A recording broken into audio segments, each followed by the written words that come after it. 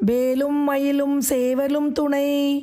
அண்ணாமலை கோபுரத்திலிருந்து குதித்த அருணகிரிநாதரை தடுத்தாட்கொண்ட எம்பெருமான் முருகப்பெருமான் முத்தைத்தரு என அடியெடுத்து கொடுக்க, முத்தைத்தரு பத்தி திருநகை என்ற பாடலை பாடி மௌனமாகிவிட்டார் அருணகிரியார்.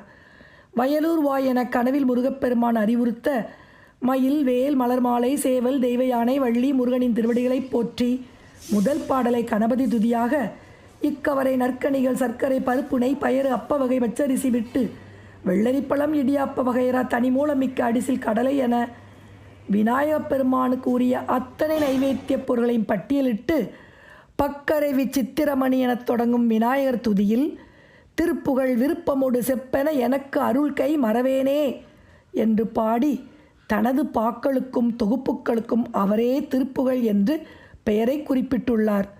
வேலும் மயிலும் சேவலும் துணை.